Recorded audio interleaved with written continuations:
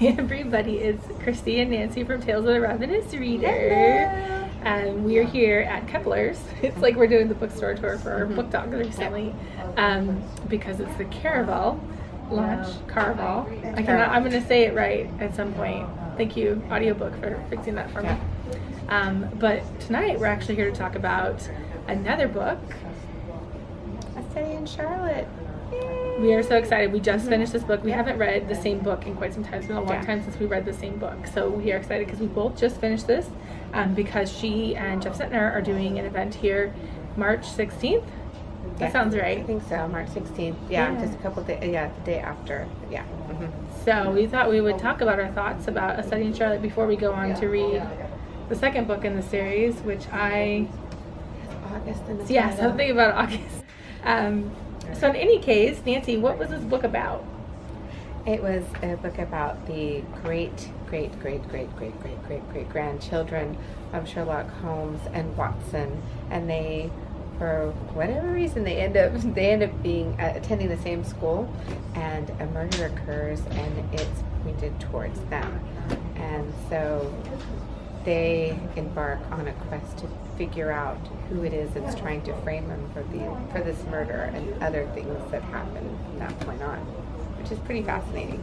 It is. Yeah. So in this world, Sherlock and Watson were real people, and they had books written about them the same, so the books actually exist written by the same original author, but they are real people, and their great-great-great-great-great-grandchildren, whatever they are not friends. There's been a separation in the family. There's no family in the friendship, whatever.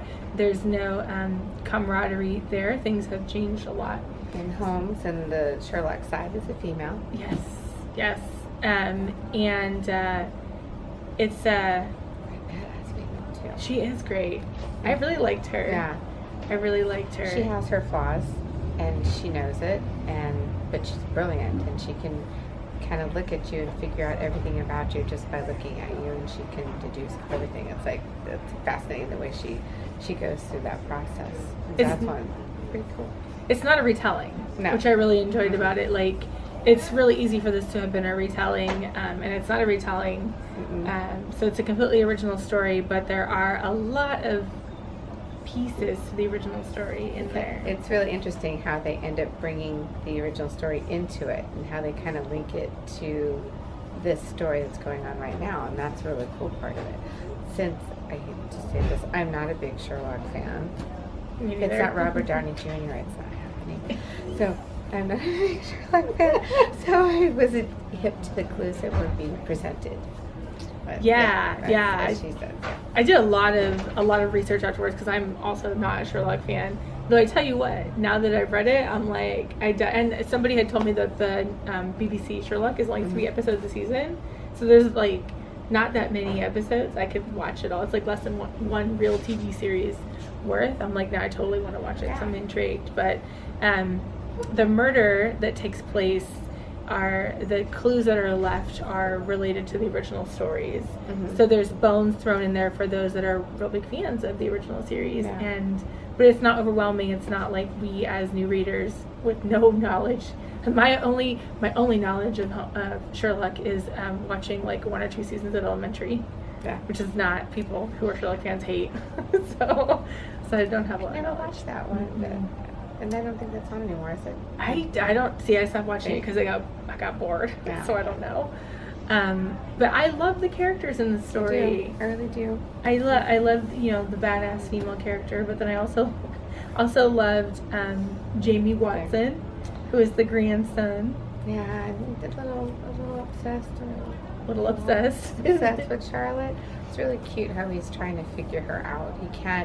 She doesn't give him enough, and so she has that mysterious allure about her, and he's trying to figure it out. And I think it's just it fires that interest even more, and he's constantly thinking about her while he's trying to figure out everything else that's going on with his life, with his dad, and his wife, and family, and being in the situation he's at, new school.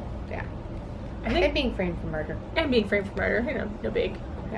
I think Brittany's writing style really leads you to loving the characterizations. Like, I love the amount of time I spent in Jamie's head, like with his obsession. First I was kind of like, this is kind of weird and interesting, but the writing is really phenomenal in this book. Yeah. Like, even if you're like so on the story, the writing will keep you going and the characters will keep you going. And I feel like it gets really good at the end. It does really get good. Makes you can't wait to read the next one. I know, right? You listened to the audiobook, right? Yes. Because we're audiobook queens. Yes. And I was really excited because there are 2 narrators billed on there, and I was like halfway through Nancy and I was like, they lied to us.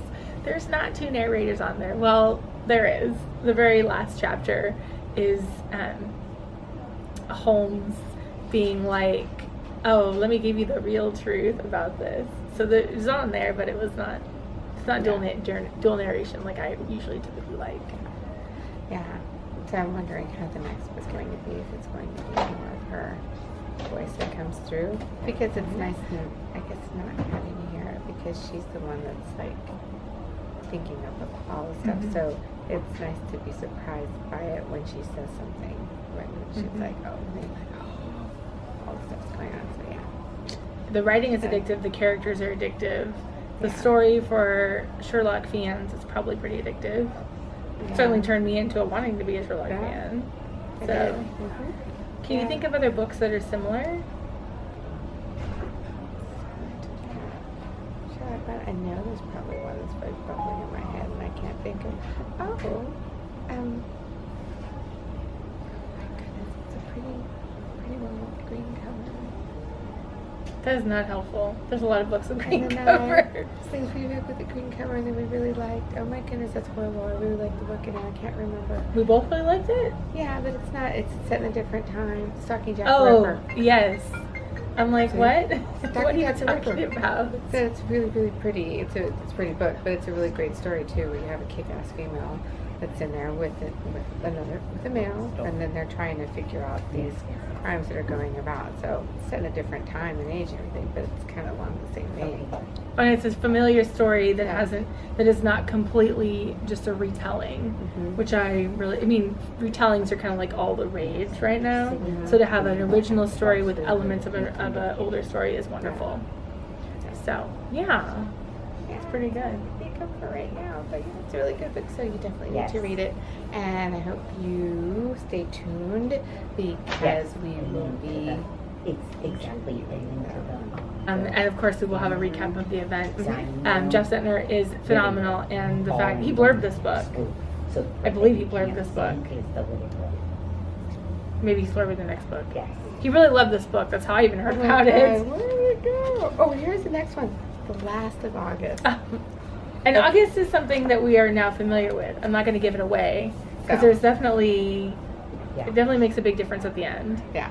So we won't give that away. But in any case, yeah, we will talk to you later. Bye.